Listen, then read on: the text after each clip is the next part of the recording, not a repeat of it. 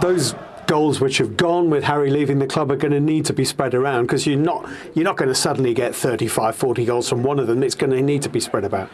Yeah, and I think it just makes us a sort of maybe a little bit more difficult team to try and stop, because the goals can come from different avenues, and we want to be that sort of team. It's not just because Harry left, but it's the way I sort of set my teams up. That big chance right before half-time could have been a turning point for you. Yes, the end of the first half, the beginning of the second, I think we had also some good chances with Ant, with Justin. But when we had this momentum, we didn't score the tie, and the game changed completely. How different is it this season under this manager compared to last season? Well, a lot of high pressing, let's just say that. But we've gone through that through pre-season, so we know what we need to do.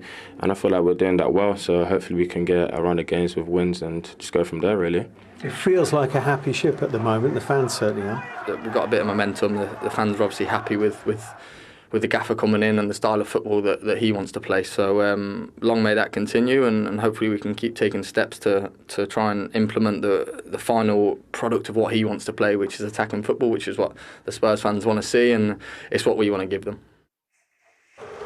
Well, Danny, I think it's safe to say we're long-time members of the James Maddison fan club, and he's made a great start to life at Spurs, although you noticed a slightly different role for him today in that midfield. I did indeed, especially in the first half. I think it was a deliberate ploy from the manager to negate Bournemouth's high press, and they dropped him into a deep-line midfield role and gave him the freedom to come and make more numbers. And it really threw Bournemouth, because there was always an extra man. Here he is in his own box. Look, Basuma Sarr and Porro coming off that right back area into that midfield role, all ahead of him, trusting that he can keep the ball and find the right pass. I mean, this is really early in the game. And when I saw it, I thought, it doesn't normally come that deep, because his game intelligence keeps him higher and waits to get the ball. It was, the more the game went on, the more you could see it was deliberate. On this occasion, he comes back, he doesn't get it, but then he waits to see the space and comes into the space late. Tries that one with the outside of his right foot into Richarlison. His influence was growing. These are the type of areas. Look, he's got this wonderful ability to take the ball on the move, fly past people, and he's out again from a deep line position. And it was giving Spurs complete control of the game in the first half, more or less. And again, another chance here, just miss-hits it there, Sarr on his left foot. 45% of his touches today in his own half. That's more than any other game he's played for. It was a deliberate thing, and it was his intelligence mixed with the manager's tactical plan.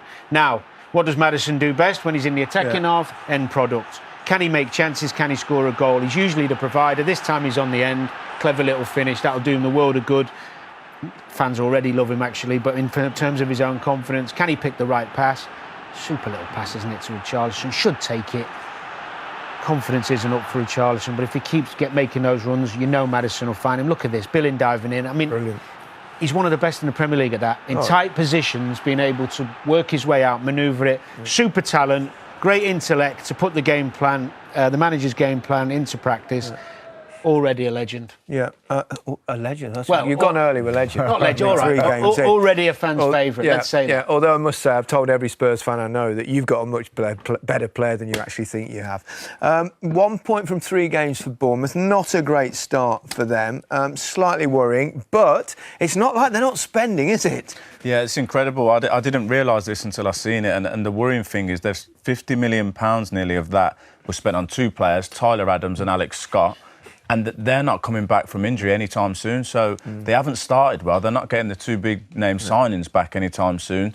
And if you're a Bournemouth fan, it looks a little bit concerning, although it's early in the season. And Alex Scott also has, obviously, Football Focus every Saturday as well, so it's going to be difficult.